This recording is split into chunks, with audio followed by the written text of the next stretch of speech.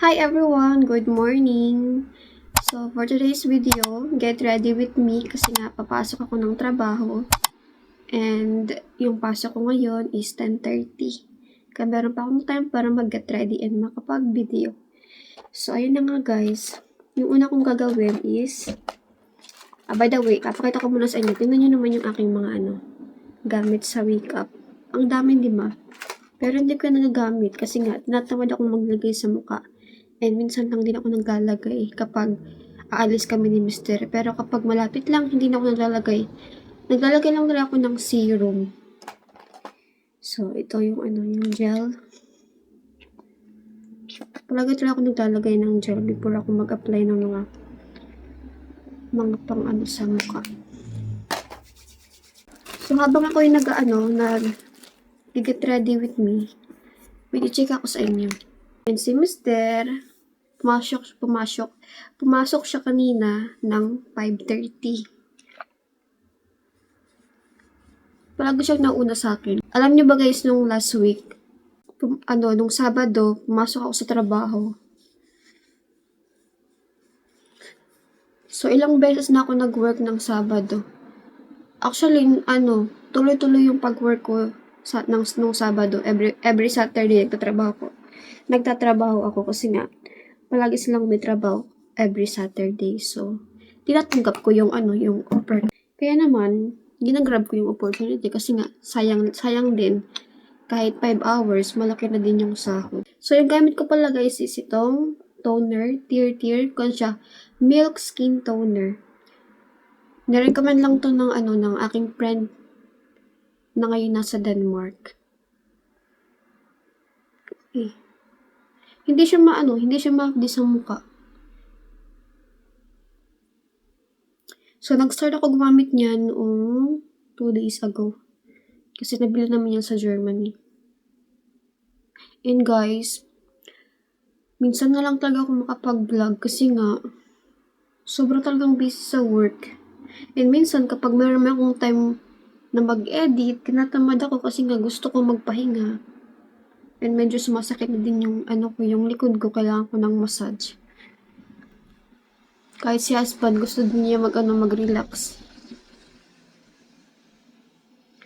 So, ayan. Papatuyuin ko lang to and then lagyan ko ng serum. And by the way guys, diba dun sa sinasabi ko sa inyo na nakatrabaho ko na natanggal sa work. So, kinausap ko siya, sabi ko, kasi diba last na yun yung Friday, kinausap ko siya nung Friday, sabi ko sa kanya, nakahanap ka na ng trabaho or nakapag-apply ka na ng work, sabi niya, hindi pa daw.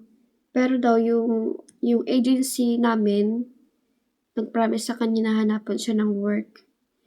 Tapos meron din ako nakitang comment dyan, sabi niya, kapag meron na daw records na, bad records, mahirap na daw siya makahanap ng work.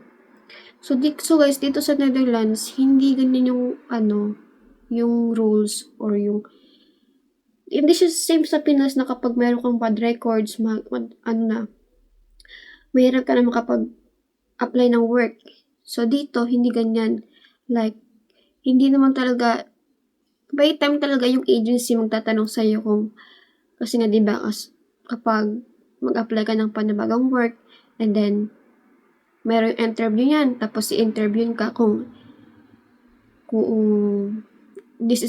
ito ba yung unang trabaho mo.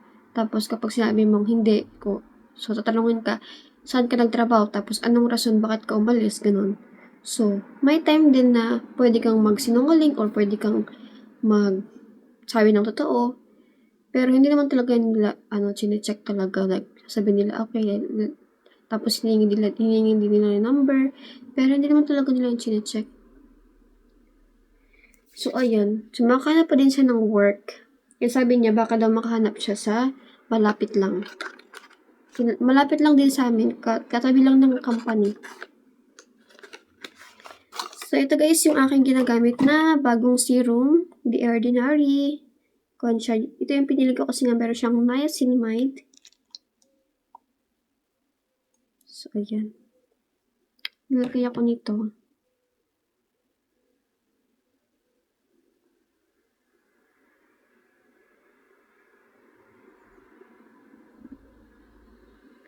'Di ba nung Friday yung alis niya tapos meron kaming work Saturday kasi nga pa lang nung Wednesday pa lang pumunta na agad kami sa namin sa supervisor. Nagsabi kami na mag-work kami sa Saturday. So since hanggang Friday lang siya, pero gusto niya mag-work Saturday, sabi ko sa kanya, why not ask? Sabi ko sa kanya, magtanong ka baka pwede ka pang makapag-work till Saturday. Pero nahihiya siya.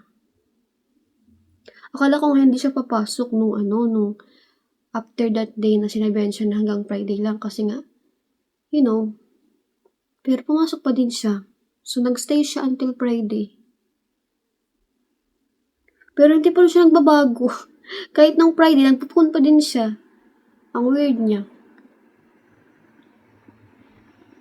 So, ayan. Ang haba ng get ready with me ko, no?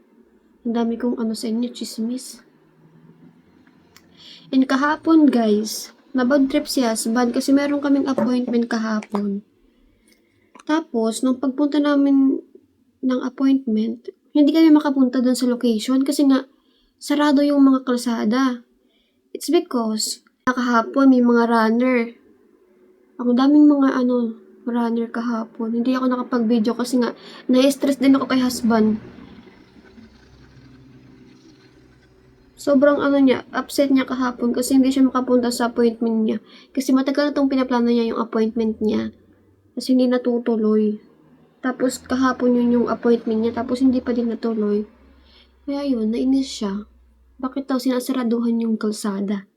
Lahat talagang kalsada, paikot-ikot na lang kami, hindi kayo makapunta doon.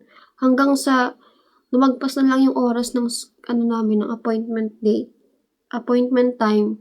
So kinancel na lang namin. So, parang bagong appointment na naman. Ang hirap pa naman makabook.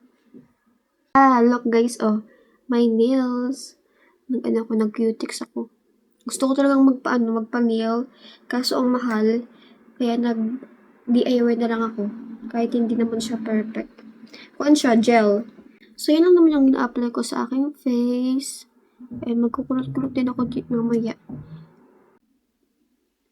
So, yun. Simple lang talaga yung aking, get ready with me. Hindi ko nalagay ng foundation.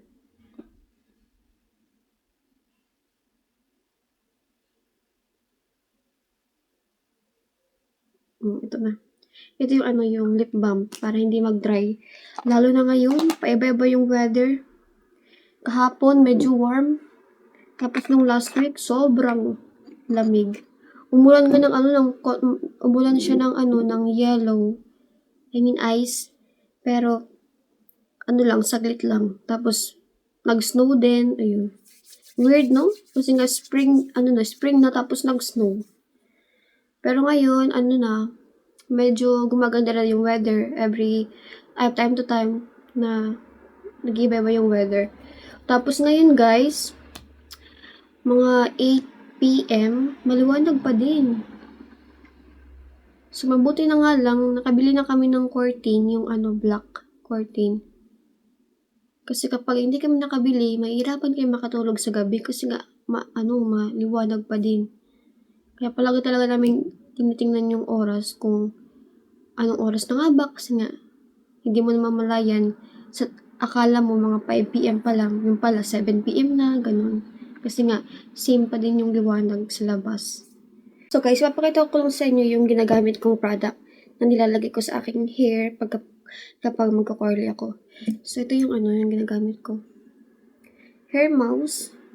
Kung siya Adrelon, yung brand niya. Ito naman yung heat protection spray. L'Oreal Albev. I don't know how to pronounce. So, yeah. Tapos ito naman yung aking curly hair. Nabili ko ito sa Pinas. Kwento siya? GML. So, 180 yung ginagamit ko para hindi siya sobrang init. So, yung ginagawa ko is hinahati ko siya sa gitna. So, ayan. Ang inauna kong section is dito sa kabila. So, i-check muna natin tong hair mouse. Mouse.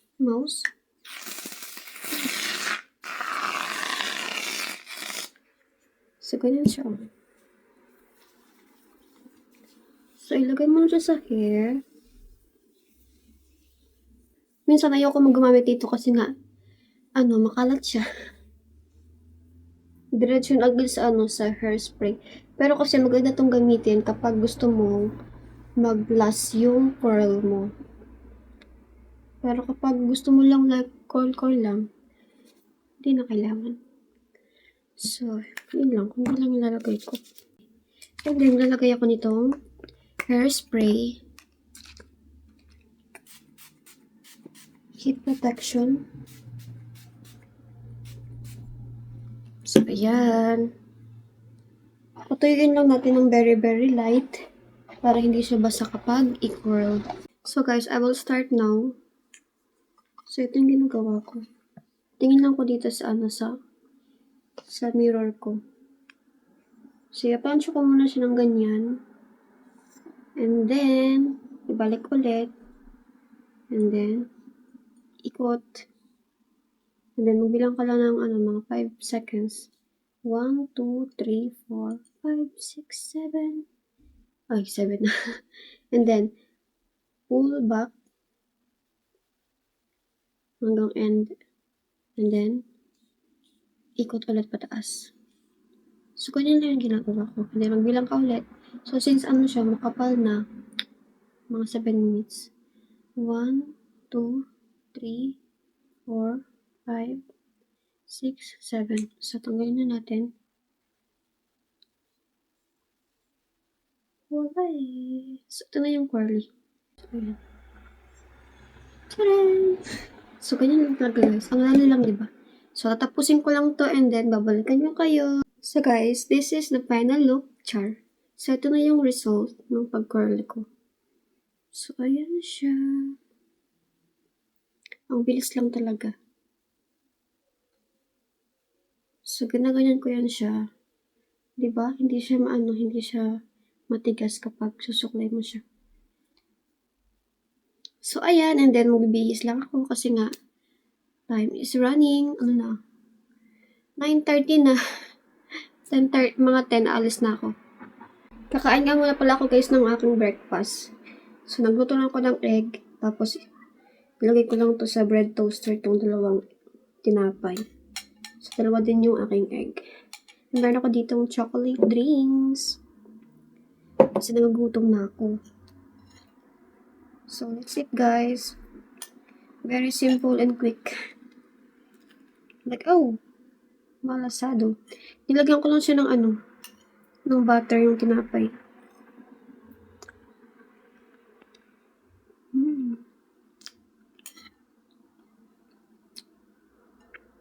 Kailangan ko din magmadali kasi nga late na ako.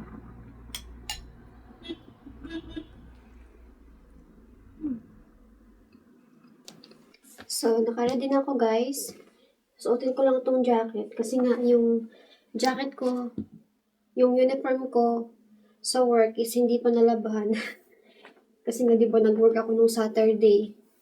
Yan, hindi siya nalabhan. Nakalimutan ko.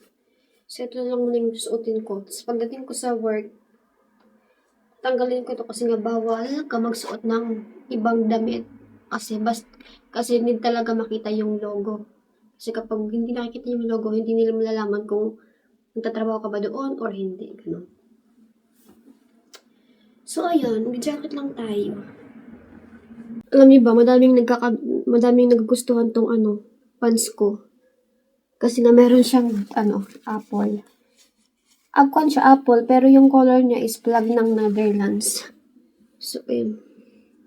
So, ngayon nga, ito, dalawa yung aking badge. Kasi itong badge ko talaga is nakalimutan ko sa bahay. Hindi rin ako pwedeng pumasok sa loob ng warehouse kapag wala ako ng ganito kasi nga, ito yung kumbagaan siya. Entry pass. Pwede ka naman makapasok kapag yung mga katrabaho mo i-scan yung ID nila para makapasok ka. Pero kasi, for safety reason, yun yung nila, policy, na dapat meron ka talagang sariling badge. Hindi ka pwedeng pumasok kapag wala kang dala nito. So, yung ginawa ko is pinapunta ko sa doon sa, tawag nito, doon sa office para magpagawa ulit ng second badge. So, ito yung pangalawa kong badge. Ibabalik ko to today kasi nga just in case na makalimutan ko ulit itong old na badge ko is pwede ko itong magamit ulit. So, ayun. So, ito naman yung yung chips.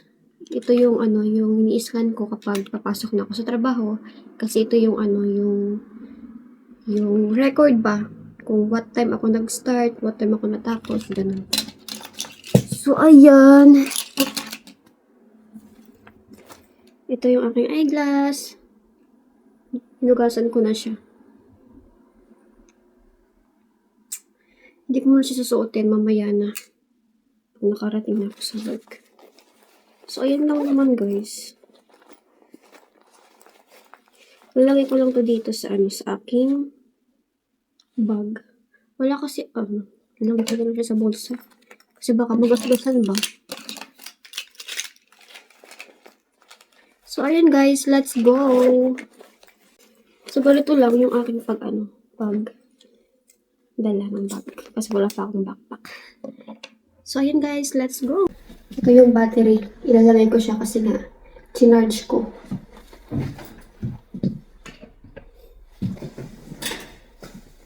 At yung gagamitin ko na na jacket ito kasi nga 5 degree na yun.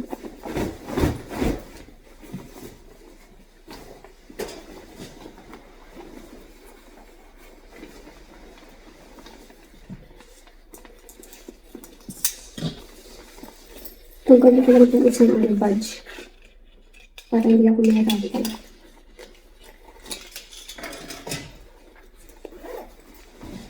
Kailangan kong i-clip tong buhok kasi nga baka tumigas siya mamaya. Papasok ko lang sa loob. Hindi ko kasi mahanap yung yung hat. Hindi ko alam saan ko nailagay. So, ayun, ito naman is talagay ko lang siya sa sa dulsa. Para hindi siya magasgasan. Hindi siya magasgasan sa kabila. So, ayun guys. So guys, this is the last break. And then after nito, mga 2 hours na lang yung work namin and then uwian na. Nakakatakot. Yung oras mo ngayon is 5:30. So yung unang batch na pumasok is uwian nila 6. So ako 7 yung labasan ko. Kami yung late. 4 lang kami na magstay until 7 kasi nga kami late shift. So ayan, nakapagod. Nag-ano ako, nag-iilang ako. Actually, medyo umaambon sa labas. Sana hindi siya umulan. Mamaya kapag umuwi ko. So yun guys, babalik na ako sa trabaho kasi later.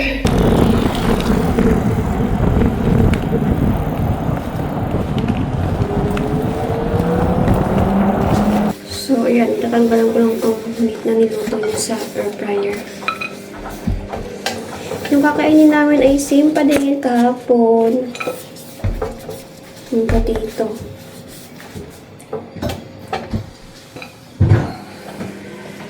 Nilagay siyang carrots.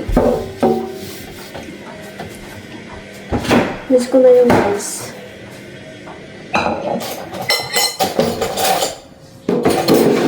Oh, see you. Jacket. See you, jacket. Yeah, jumper. Ayan, jumper.